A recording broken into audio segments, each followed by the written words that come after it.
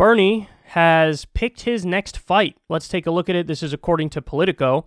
Bernie Sanders wants to make sweeping changes to Medicare and prescription drug policy and evade the filibuster to do it. The Vermont Independent is urging his party to force Medicare to enter into negotiations with drug companies and use that revenue to pay for a huge expansion of the entitlement program. Sanders, who chairs the Senate Budget Committee, is aiming to lower Medicare's eligibility age from 65 to 55 or 60 years old and expand the program to cover dental work, glasses, eye surgeries, as well as hearing aids. Those major changes would be rolled into a massive infrastructure bill Democrats are starting to craft that's likely to include a tax policy that's likely to include tax policy as well. I think they have a typo in there. Sanders said in an interview on Friday that Congress's recent $1.9 trillion coronavirus relief measure was an enormous step forward on the immediate challenges facing the country, but that now we have to look at the structural long-term problems facing our people.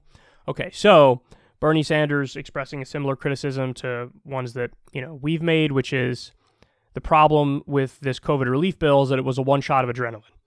And there is nothing recurring in there. You didn't raise the minimum wage to $15 an hour, 67% popular issue, didn't do that.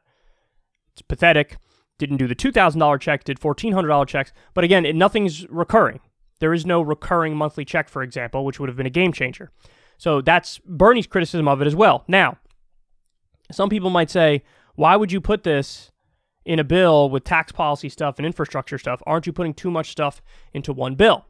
And the answer to that is no, because the way the system works is if it goes through regular order right now, because we have the filibuster, you need 60 votes in order to pass it. You're not going to get 60 votes for anything. Literally nothing. The Republicans will not allow anything through. Okay? So that means you have to go through what's called budget reconciliation, which is a process by which you could actually pass something with 51 votes. Now, the problem with that is you only get, actually I think it's 2 cracks at it per year. If they do a reform, they can make it 3 per year, but right now it's 2 per year. So whatever you actually want to get through, you have to jam it into this one bill and then hold the Democratic caucus. And so that's why there are talks about some tax stuff, some infrastructure stuff, and Medicare stuff being in the next bill. Yes, it's messy, but this is the only way to get anything done unless we reform the filibuster or abolish the filibuster. If you totally get rid of the filibuster, everything would be 51 votes to get by, simple majority. That's perfectly logical. It would make sense to do it, although I think when the Republicans are in power, they would be even more dangerous with that being the case. But if you reform the filibuster and make them talk, then they would simply be able to filibuster fewer things, the Republicans would. And so more Democratic priorities would get through. But right now we still have the filibuster, and so they're trying to go around it by using reconciliation, and so you have to jam everything into like one giant bill. Now, Bernie, I think, sort of a little bit messed up on this, okay? Now, I get it. You and I both know the answer is Medicare for all. We got to get Medicare for all. But Biden is a hard no on Medicare for all. Now, he shouldn't be, and we shouldn't let that stand. He's against 80% of his own party's voters. That's unacceptable. We have a pandemic in the country right now, tens of millions of people without health insurance. To be against Medicare for all is flat unacceptable. But having said that, knowing we don't have the numbers to go into that fight and win it, what's the next best thing? Well, the next best thing is similar to what Bernie's trying to do, right? So hold Biden to some of his more progressive views, like when he says, I want a public option, right? Or when he says, I think he said he wants to lower the Medicare age to 60. He said that when he was on the campaign trail. So Bernie's coming in saying, well, 55 or 60. Let's put this in the bill. Now, right off the bat, you messed up because you said 55 or 60. That's like going in to buy a car and saying, I'll pay $5,000 under the sticker price, or I'll pay the sticker price. Of course, the salesman's going to be like, okay, the sticker price. They're not going to say, oh, yeah, I'll give it to you for $5,000 under the sticker price. No, you said you'd also pay the sticker price. They're going to give you the sticker price. So Biden and other Democrats are going to be like, you said 60. Okay, so maybe we'll do 60. But really, that's not even the reality, because you guys know this. Negotiation 101 is you have to come in with a hard line.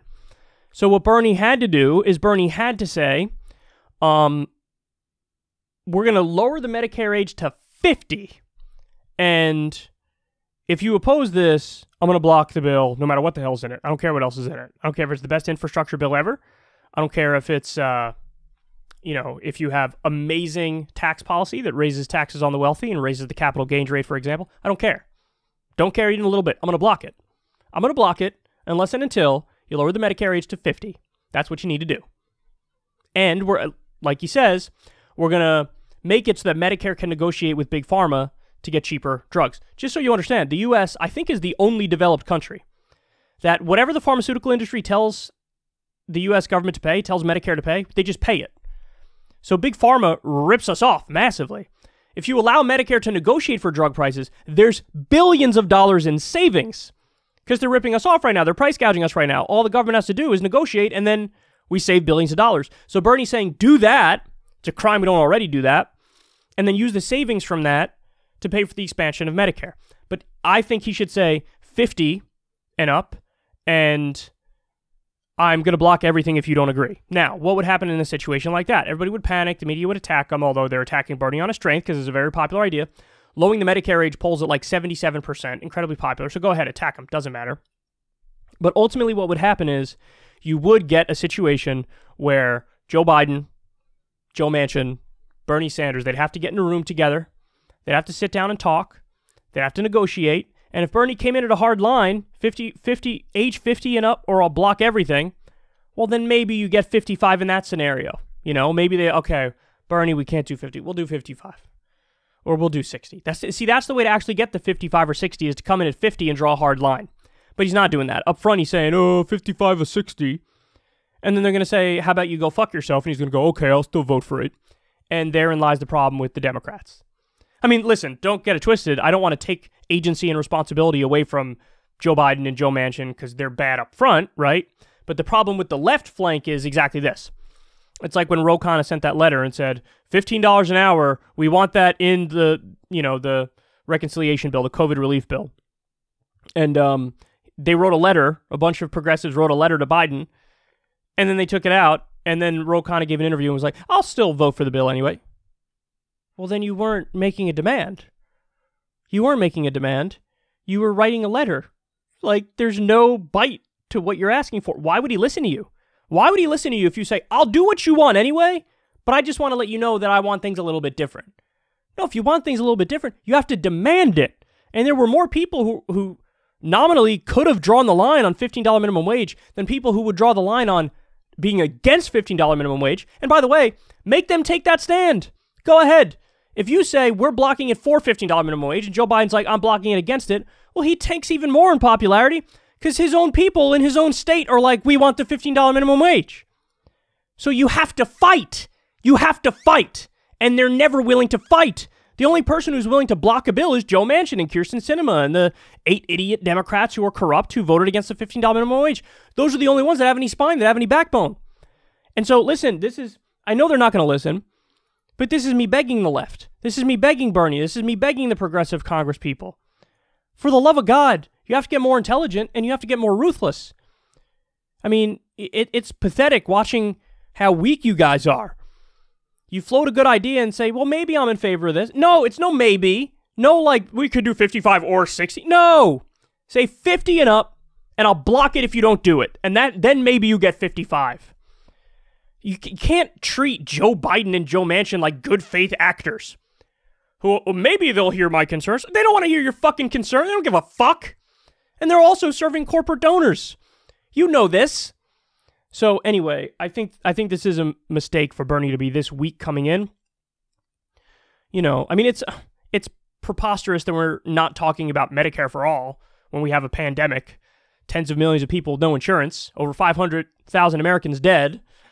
To not talk about Medicare, medical bills, one of the top causes of bankruptcy. To not talk about Medicare for all right now is criminal. It's criminal. But this is where we are. So at least fight in a way that's going to get you even the bare minimum, you know? And it doesn't look likely. Now, I bet it is true, though, that whatever the infrastructure bill he's proposing, we'll go through it provision by provision when it comes out, when the specifics of it come out, just like we've done that with the tax bill. I'm sure they're going to be good. They're going to be relatively good bills. But yes, if all you have is reconciliation and you only get 2 or 3 cracks at it, jam as much shit in that bill as possible, and progressives need to be willing to tank the whole fucking thing. Because you know what? These bills are must-pass bills. So since they're must-pass bills, they are forced to take your concern seriously if you're willing to block it. So, Jesus fucking Christ, man. Grow a spine, all of you. Bernie's idea is good, but it's already watered down, and he's already coming in weak. And so I've seen this script one too many times. And the script is they're gonna boot this from the bill because he came in weak. They're gonna boot it from the bill. So they don't like you, and you shouldn't like them.